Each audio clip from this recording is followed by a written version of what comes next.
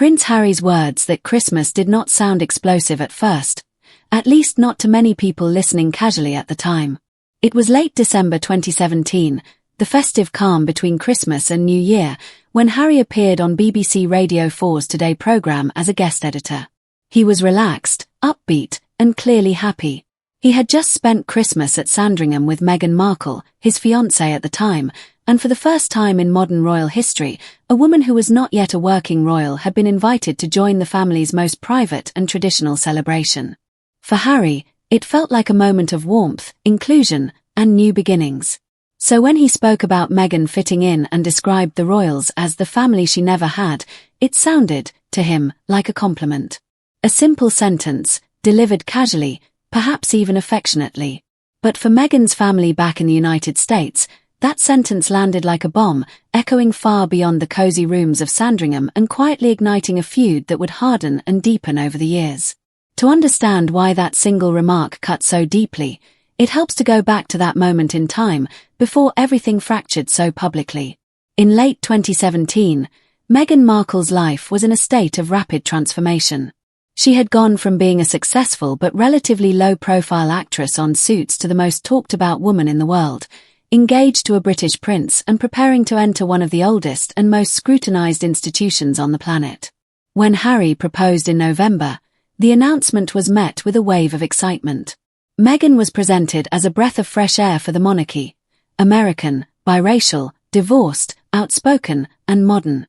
Behind the scenes, the royal family made what many saw as a generous and symbolic gesture by inviting her to Sandringham for Christmas, something traditionally reserved for married partners only. It was meant to signal acceptance, warmth, and perhaps even protection. From Harry's perspective, that Christmas clearly meant a great deal. He spoke warmly of how well Meghan had been received, how much his family loved having her, and how fantastic the festivities had been. For a man who had often spoken about feeling like an outsider within his own family, this was a rare moment of unity. But embedded within that warmth was a phrase that carried unintended weight. Saying the royals were the family Meghan never had suggested absence, loss, or deficiency, whether he meant it that way or not. To listeners who knew little about Meghan's background, it painted a picture of someone who had grown up without a stable or loving family. To Meghan's relatives, especially those already feeling sidelined and unheard, it felt like erasure. The backlash from Meghan's half-sister, Samantha Grant, was swift and emotional. Taking to social media, she rejected Harry's words outright, insisting that Meghan did, in fact, have a family that loved and supported her. Samantha described their household as normal, even after their parents' divorce, emphasizing that Meghan grew up with access to both parents and extended family.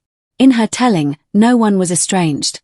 Meghan was simply busy, focused on her career, and gradually drifting away. Samantha praised their father, Thomas Markle, as self-sacrificing and devoted, a man who had worked tirelessly to support his daughter's ambitions. To her, Harry's comment was not just inaccurate, but deeply insulting, as if years of shared history had been casually dismissed. What made the situation even more painful was the public nature of it all. This was not a private misunderstanding that could be quietly clarified over a phone call. It played out in headlines, interviews, and social media posts, with millions of people watching. Samantha would later say that Harry's comment was the moment everything truly broke. In interviews, she suggested that Harry had not been given the full story about Meghan's family and that his words reflected a narrative that had already begun to form behind palace walls. In her view, the royal family was being presented as rescuers, filling a void that, she insisted, had never existed. The truth, as is often the case in family conflicts, is layered and complex. Meghan's parents, Doria Ragland and Thomas Markle, divorced when she was 6 years old. She grew up primarily with her mother, but maintained a close relationship with her father, who worked as a lighting director in Hollywood.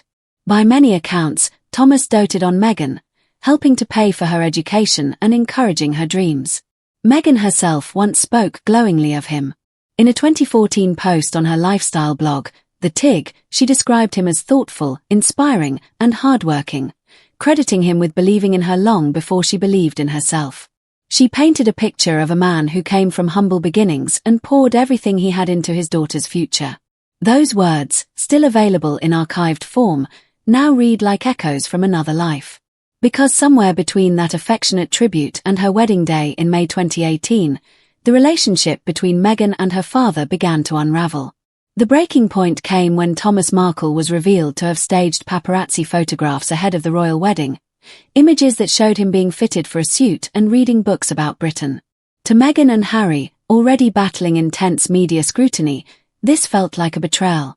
To Thomas, it may have felt like an attempt to regain control of a narrative that was spinning wildly around him. Shortly afterward, he suffered 2 heart attacks and did not attend the wedding, further deepening the sense of chaos and heartbreak. By the time Samantha Grant gave her scathing interviews in 2019, the rift was no longer a crack but a chasm. In the Channel 5 documentary Meghan and the Markles, A Family at War, she accused her sister of having no heart and said something felt fundamentally wrong.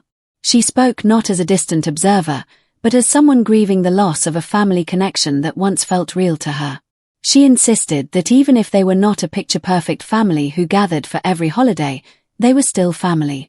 The implication was clear. Meghan's new life had not just distanced her physically, but emotionally as well. Looking back now, 8 years after Harry's controversial comment was first broadcast, it is striking how prophetic it seems. What sounded like a throwaway line now feels like an early marker of a much larger story about belonging, loyalty, and competing versions of truth. Meghan's fractured family relationships are no longer a footnote. They are a defining part of her public narrative.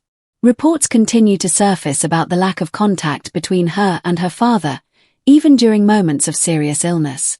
When news emerged that Thomas Markle had undergone a life-saving leg amputation in the Philippines, many wondered whether it might prompt a reconciliation. Instead, reports suggested that Meghan had no plans to visit him, believing that his ongoing relationship with the media made healing impossible. According to those reports, Meghan attempted to reach out by email and phone without success and ultimately sent a hand-delivered letter. The image of that letter is powerful in itself, a quiet, private gesture in contrast to years of very public conflict. Yet even that attempt appears to have gone unanswered. If there was hope that time and distance might soften old wounds, it has not yet materialized. For critics, this reinforces a perception of coldness or detachment. For supporters, it underscores the boundaries Meghan has chosen to protect her mental health and her own family. So did Prince Harry's comment cross a line at the time? The answer depends largely on perspective. From Harry's point of view, it may have been an awkwardly phrased expression of joy, reflecting how welcomed Meghan felt by his family at a moment when everything was new and hopeful. He has long spoken about his own complicated relationship with the royal household, and in that context, his words may have been as much about his relief as hers. From Meghan's family's perspective, however, the comment erased their presence and their pain, reducing a complex history to a simplistic narrative that cast them aside. What is undeniable is that words matter, especially when spoken from a position of immense privilege and amplified by global media. A single sentence, delivered without malice, can still carry consequences that last for years. In this case, it appears to have crystallized existing tensions, hardening feelings that might otherwise have remained private or unresolved.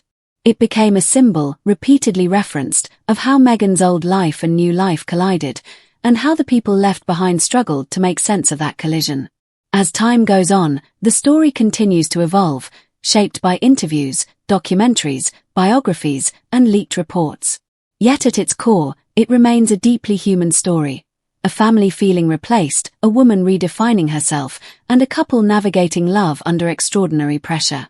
Prince Harry's Christmas comment did not create the feud on its own, but it illuminated it, bringing hidden fractures into the open. And once exposed to the light of public scrutiny, those fractures only grew wider, leaving behind a trail of bitterness, regret, and unanswered questions that still linger today.